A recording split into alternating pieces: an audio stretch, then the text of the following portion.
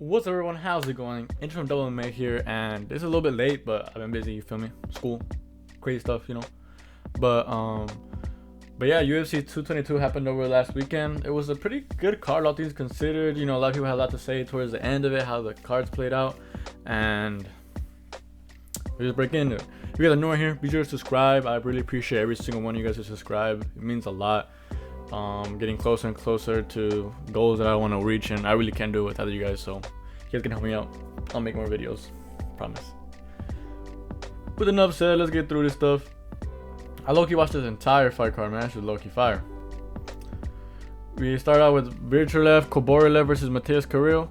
Virtulev just kind of didn't really do too much. Like, every time he hit, bro, never really did too much to hurt him. Never really had any big moments, whereas Mateus was out there grappling, hurting him, and just making the bigger ooh and ah moments that won the decision. Good win by Mateus. Sad to see what was his name, Santa Claus, on two fight losing streak this year. Sucks to see. Then we had Basinger versus Suikaev versus Eric Marconio, and it was a pretty good fight. You know, this is another one where Suikaev kind of struggled a little bit in the earlier rounds. They had some good exchanges.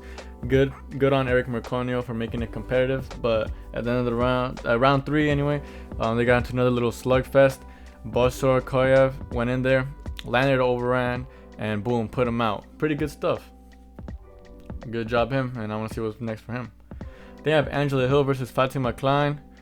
Just pretty sad to see my girl Angela Hill just go out there and lose, you know. I wish she would win, but oh well, we can't have everything, can we? Fatima Klein, good win for her. She looked great. Then Pat Sabatini versus Chepe Mariscal. Very disappointing to see Chepe Mariscal lose his manner. I was going behind him, but Pat Sabatini just grappled him to the decision. That's really all I got to say about that. Then we had Kyle Druckus versus Gerald Meerschaert.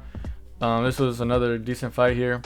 Kyle, well, not a decent fight. It was a good stuff, man. 1 minute in, Kyle hits him hard as hell, sits down Gerald Meerschaert, and launches up a submission, gets him out of there. Very, very impressive stuff by Kyle. GM3 Menace getting close to that time. Father time is here for you, man. Then we reach to the regular prelims. Malcolm Wellmaker and Ethan Ewing. Just good stuff by Ethan, man. A couple days notice, gets in there and just outclasses Malcolm, man. He was in and out, cutting angles, always out of danger. Was getting hit, but just ate them Johns with the Giga Chad, like chin.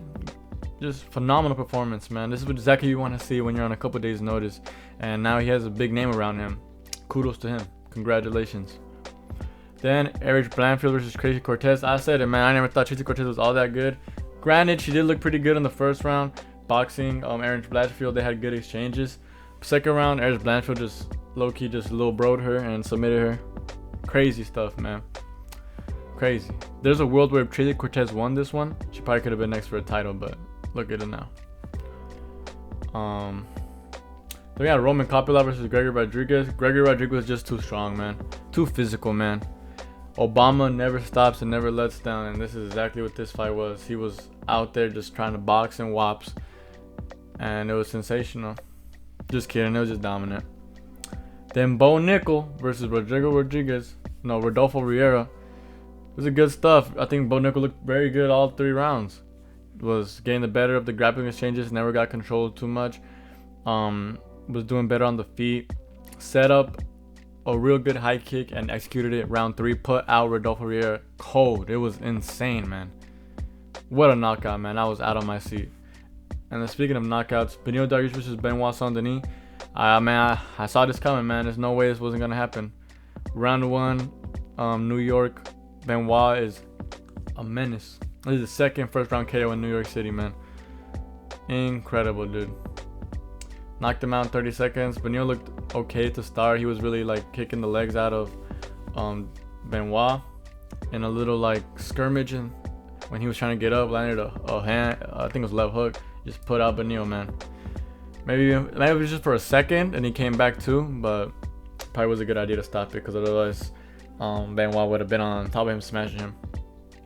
And speaking about smashing, Leon Edwards versus Carlos Prates. Leon Edwards been asking for a striker forever, finally gets one, and the first thing he does is grapple him for an entire round. Good stuff for him. I kind of wonder what the control time was on this. Oops. Okay, we're back. What was Leon Edwards' control time? Does it say? It does not.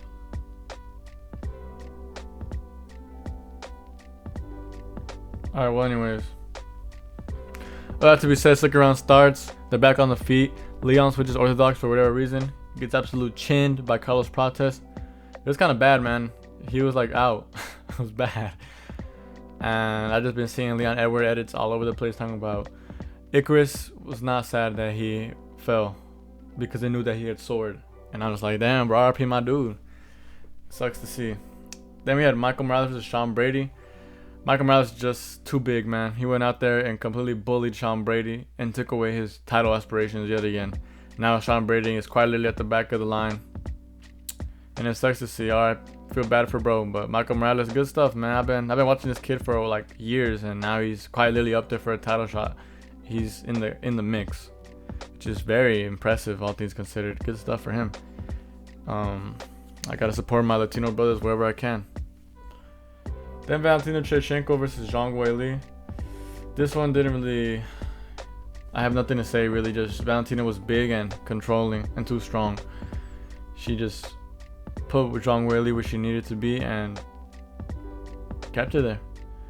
Didn't really let her build to anything, stopped any momentum. Every time... It was crazy because Valentina was just better everywhere. Everywhere. She was like not even... I don't think she took a step back. Like she invited her to come and crash like into the pocket, and every time she did, she punished her. And every time they got too close to clinching, she took her down and controlled her for the round. It was crazy. It was so dominant. And I know like the common consensus is that was boring as hell, but as a martial artist myself, I just can't help but just look at her and say good shit, man. That's all I can really say. Good shit. Champ shit. Same thing with Jack Della versus Islam.